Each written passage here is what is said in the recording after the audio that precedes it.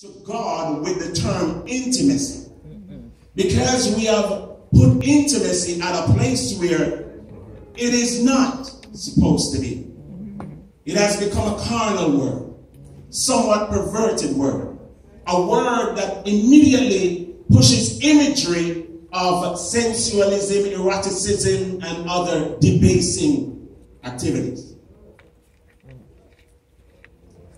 This morning, people need to be intimate with God. We all do. Intimacy is more than physical. I just want to say that many marriages are suffering because there is a lack of intimacy. There is a whole lot of physicality. There's a whole lot of moving back and forth. But there is no real intimacy. So what is the meaning of intimacy? I looked in the dictionary, yes. And intimacy is a noun, and it speaks of close familiarity or friendship or just closeness. One of the outlets of intimacy is a husband and a wife. Intimacy speaks of togetherness, affinity, rapport, attachment, familiarity, friendliness, friendship, amity, affection, warmth, confidence, chumminess. Intimacy can refer to a private, cozy atmosphere, a place where it's just locked away. Intimacy can also refer to the closeness of an observation or knowledge of a subject. You know so much about that thing that you have intimate knowledge of it. This is how God knows us. Now, do we know him the same? Intimacy also includes physical relations. You know, relations with husband and wife. But it is not in the definition. It is in the outlet of the word. Amen? Amen. One person used the term intimacy to describe intimacy. Intimacy. And it refers to knowing that person so much so that you know what's in their hearts. Have you ever seen a husband and a wife who has been together for a certain period of time that they start to look like one another, they start to finish each other's sentences, and the wife just has to glance over to the husband and he knows exactly what's on her mind. That's intimacy. The process of sanctification is God's way of bringing us into intimacy with him, whereby he wants us to be transformed into the image of Jesus Christ.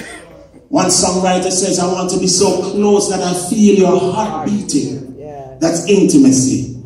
Sex is not intimacy.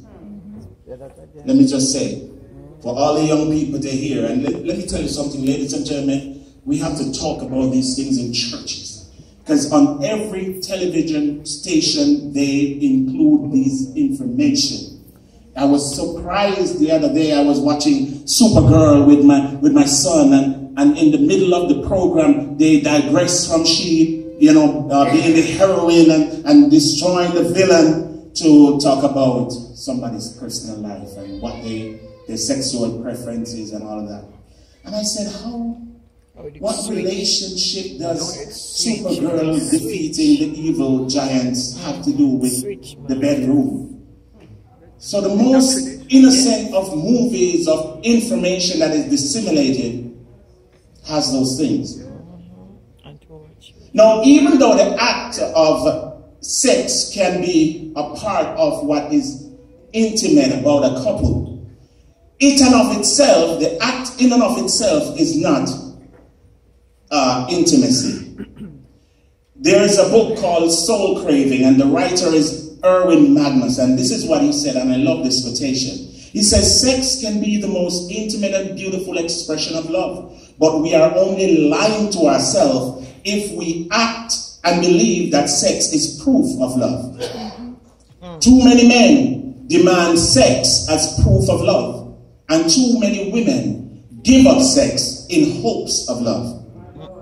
We live in a world of users where we abuse each other to dull the pain of loneliness. We all long for intimacy and physical contact, and it can appear as intimacy for just a moment, just a brief moment. Many couples share living spaces, but they're not connected. Many are physically active, but emotionally dead.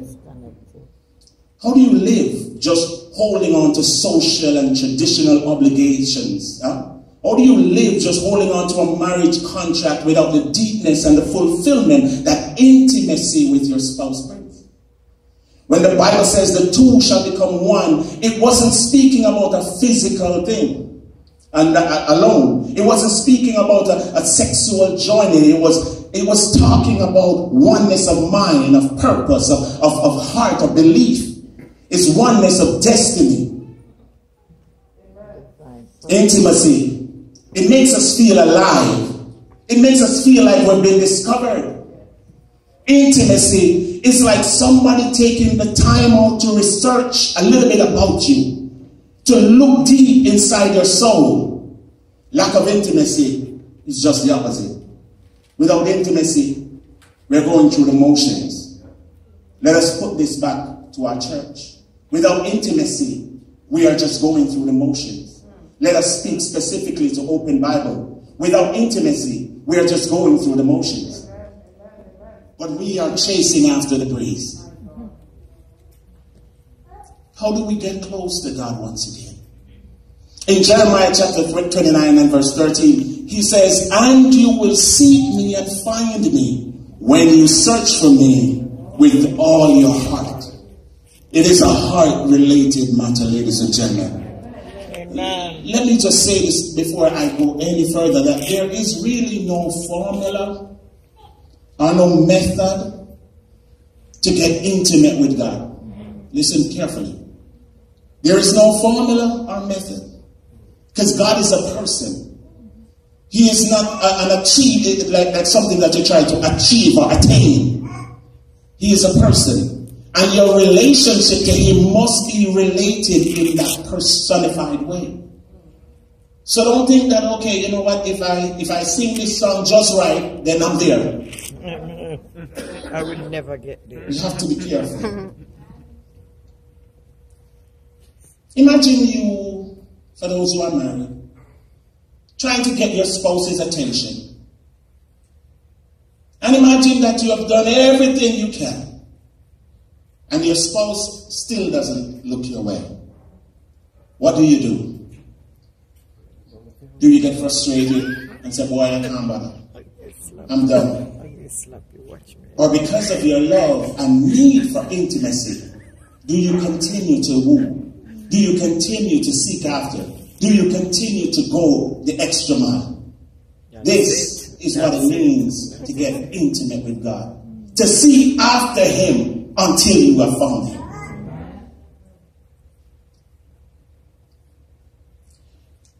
Church activity is not intimacy with God. Church activity is not intimacy with God. Our activity in church must come from a place of intimacy, but not to attain intimacy. It's important to understand that you cannot justify your deeds with being close to God. Your deeds have to be as a result of already being close to God. Amen. We looked this morning at the story of Mary and Martha. Well, Jesus came to the house and was spending time with them. And Martha, the industrious sister, she was busy working. Now, I want us to understand, and thank you very much, Dr. Tyson, that Martha is not a bad person. She is a good Christian woman, a strong woman with awesome faith.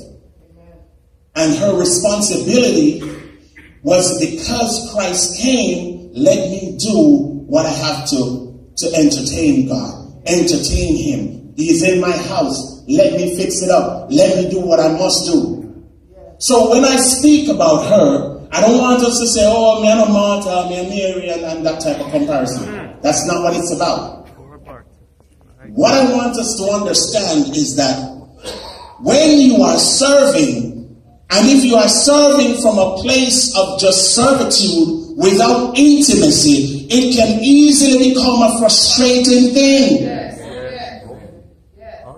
You see, she knew what her gifts were, and she pursued her gifts to the uttermost. But her sister desired intimacy with God. Above gifts, above everything else, she wanted to be at the feet of Jesus. The frustration comes when we are serving without intimacy, without that closeness to God, without him breathing on us, without him instructing us, without him telling us what his desire for us is. So Martha says, Jesus, can't you talk to Mary? See, I need help around here. There was no place in the word that says Jesus asked Martha to cook any food for him or make any drinks. Hey, you know, some people, as they go to your house, they want drinks and food.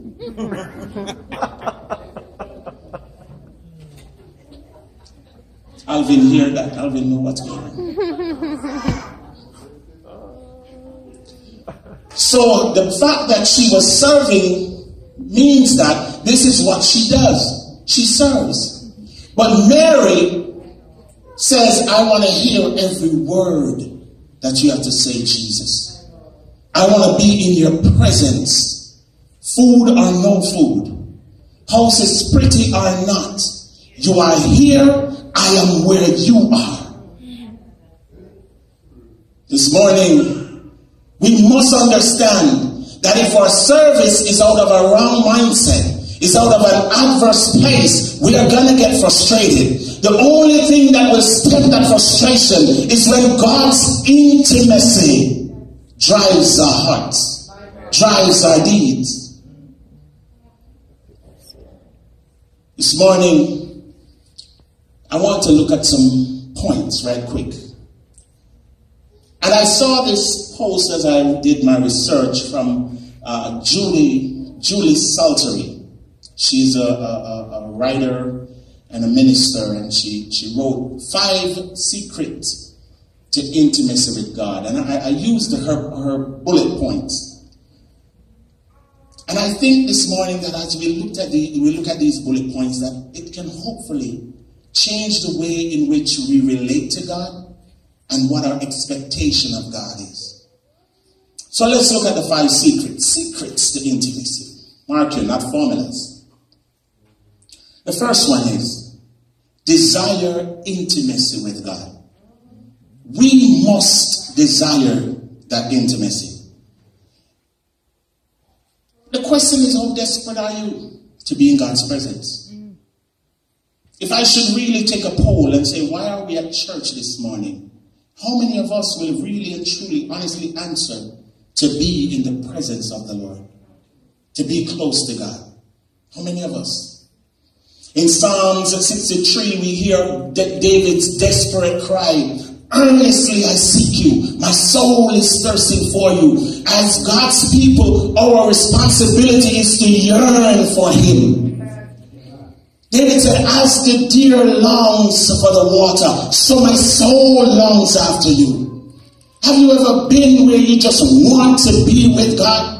Have you ever been to that place where for no reason you burst out in tears or in singing or in praise?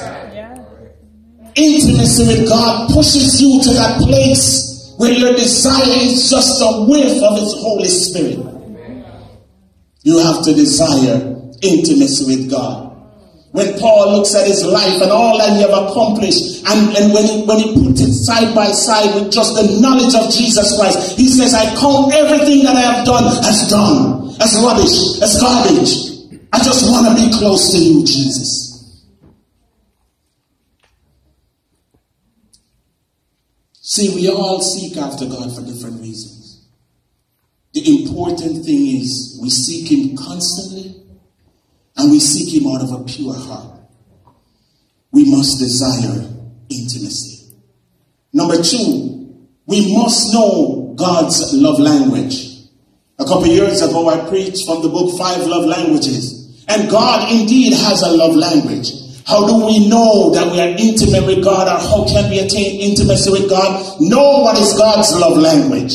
We need to know what is God's love language. Psalm 51, 16 and 17. I'm reading from the Message Bible. It says, going through the motions doesn't please you. A flawless performance is nothing to you. I learned God worship when my pride was shattered. My heart shattered lives are ready for love. Won't for a moment and escape God's notice. What David is saying here is a broken and contrite heart is God's love language. A heart that is just seeking after him in all honesty. See, some of us, ladies and gentlemen, we may very well categorize our spirituality by how much emotions we can show and how much knowledge we have and all these things. And in our hearts we feel like, yes, I have attained, that level, upper level of spirituality. I'm a good Christian. But when we go before God, he sees everything. And his love language is, be honest. Come to me bare. Come to me broken. Come to me as I see you. You want intimacy with God? Be real with God. Amen. Amen. Some people, they tell so much lies that they actually start to believe some of the lies when they tell. No, you know you're a liar when you believe your own lie. But God sees past everything. God knows the motive. He knows the heart. And when the whole entire world can congratulate you on a lie, God knows the truth. When David sinned and done all these things to Bathsheba, to Uriah, to the people of God, and to God himself, David said, you and you alone have I sinned against, and done what is evil in your sight. You want to be close to God? Be honest with God. In the book of Amos, chapter 5, verse 21 to 24, it says, I despise your feast days, and I do not savor your sacred assemblies. Though you offer me burnt offerings and your grain offering, I will not accept them, nor will I regard your fattened peace offerings. Take away from me the noise of your songs, for I will not hear the melody of your stringed instrument, but let justice run down like water and righteousness like a mighty stream. If you want to be intimate with God, be honest with God, be open with God, be broken before God, be contrite before God. Take away your pride for a moment and let him see you like he sees you. God hates showmanship, hypocrisy, pretense. He hates those things. See, let's go back again. It's Valentine's. Some couples live just for show. You walk out on the street and everybody says, oh, there goes the power couple of the year. But at home, it's a war zone. God hates showmanship. Intimacy is good in and out. It's good in the season of plenty. It's good in the season of a little bit. Intimacy is when your heart is crying. It is still intimate with God. Because we go to God with our needs. We don't go to God to show off. The Bible talks about the man that says, look, I do all these things. But the little woman with her one mite, she said, this is all I have. Have mercy on me. And God accepted hers, her sacrifice. God wants us to be real. Don't fool yourself into thinking that anything ritualistic, traditional, habitual, will please God. Yes, in some sense of the word, we want to make it somewhat of a habit to go to God. But it must not be in and of itself why we go to God. We don't come to church because it's what we do on a Sunday. We come to church because God ordains it. And it's a place where we meet with Him in community. It's a place where we can reflect our praise back to Him. Church has a purpose more than just putting on clothes and coming out on a Sunday. It has a purpose where the people of God can express their love of God together. Where we can be instructed to go forward and win other disciples. Church has more meaning than tradition. Intimacy is much greater than just for show.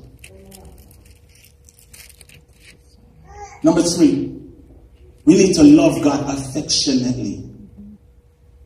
I mean, really love God affectionately.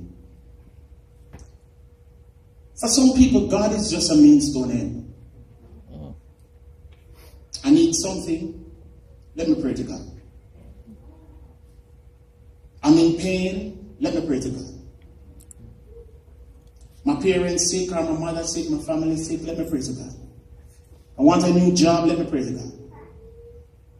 Deuteronomy chapter 6 and verse 5 says, you shall love the Lord with all your heart and all your soul and all your strength.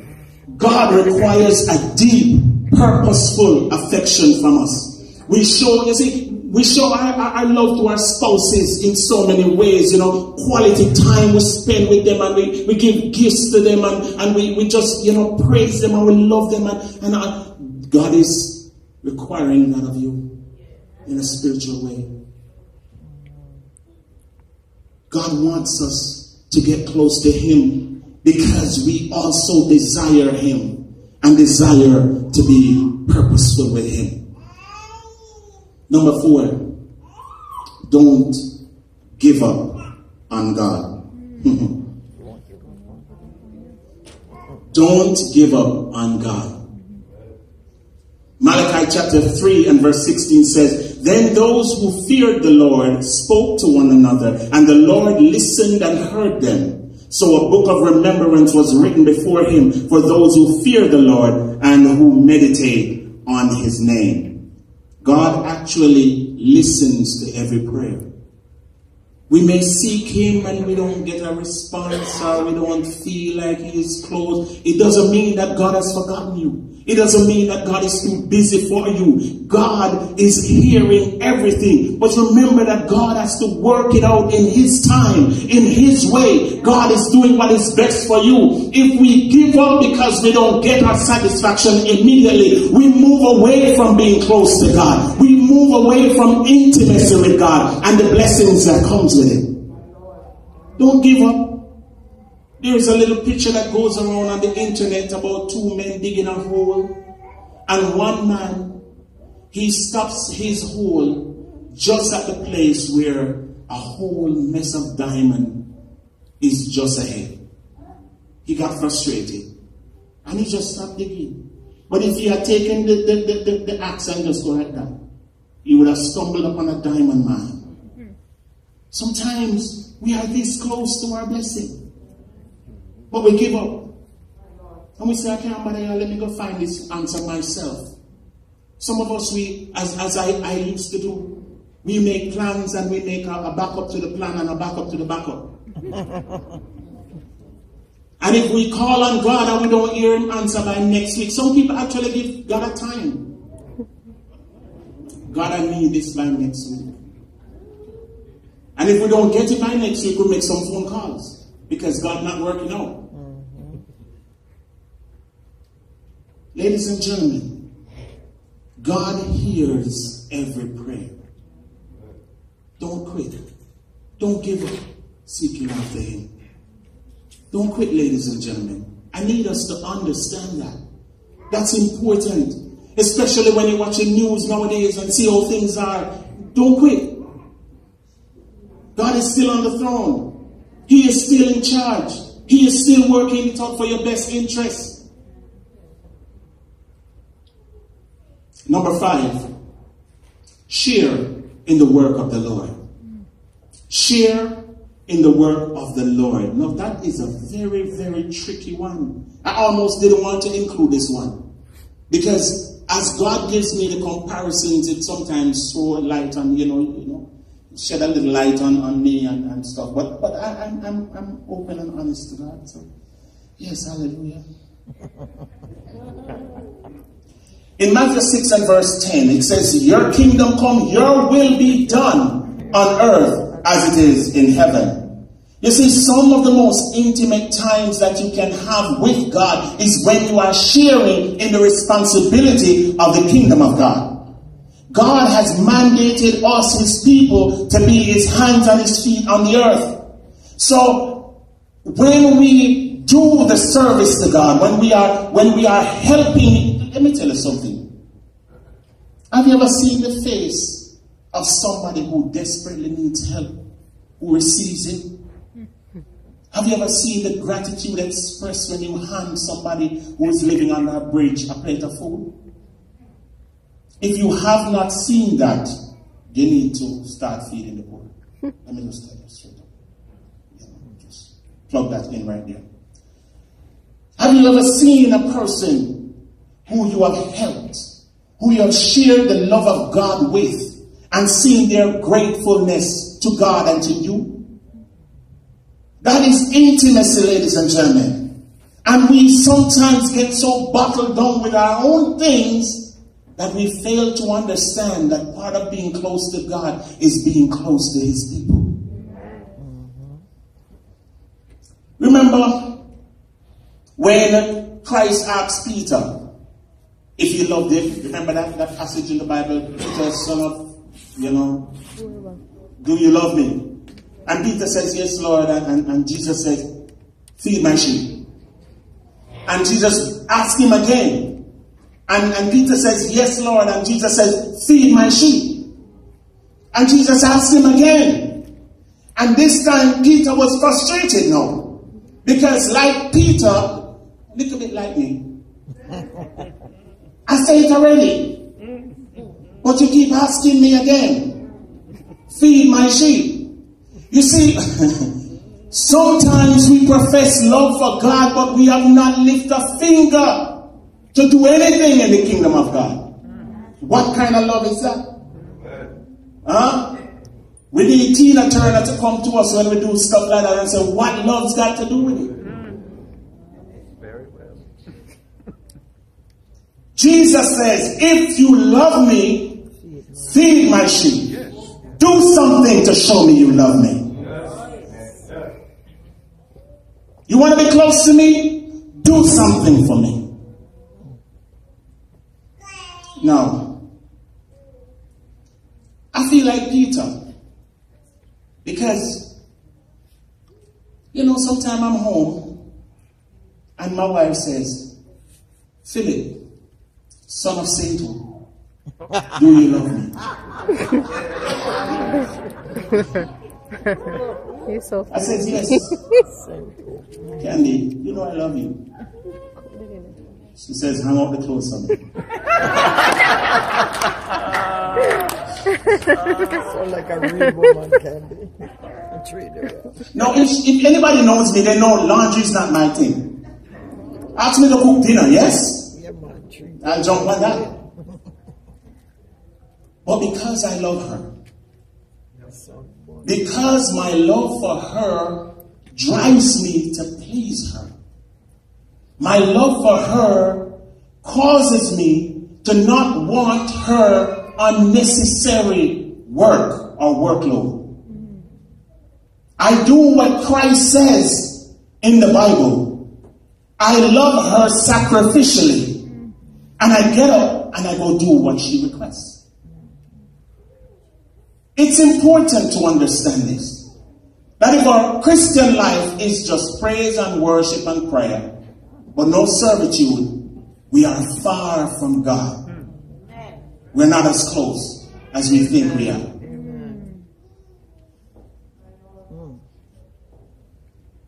Love, joy in making the person that you love happy. No, that is important, men. That is important, men. You know, I often say, why did God go to the place where he says, husbands, love your wife as Christ loved the church and gave himself for? Why didn't he say, husbands, submit? Why didn't he, why use the words that he used? And I come to the understanding, being a husband myself, that the reason why he instructed us in this is because we love ourselves more. And God wants us to take away ourselves out of the picture and find the object that he has placed us with and extend our love to that person. Intimacy is I don't want to do it, but I will happily do it if it pleases you, God. Amen. Amen. Be real about it. See, sometimes we pretend, I don't like hanging on clothes. She knows this. So because she knows this, when she asked me, I understand that it's a real need. You guys get what I'm saying? Amen. Amen.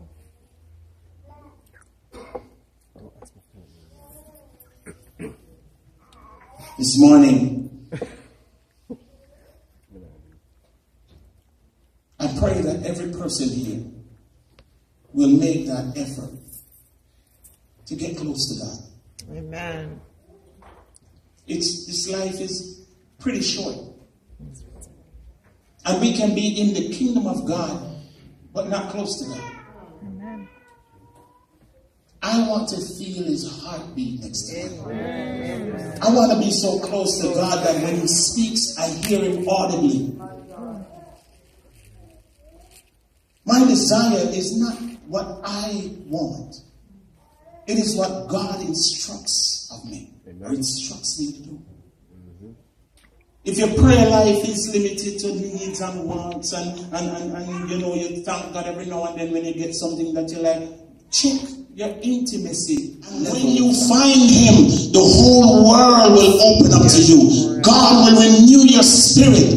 Those who seek after the Lord, they will mount up with wings like eagles. They will run and not be weary. They will walk and not faint. Amen. Amen. Just wait on him. I pray that this message bless your heart this morning. And I pray that God's Holy Spirit will find you where you are. In Jesus' name. Amen. Stand to your feet.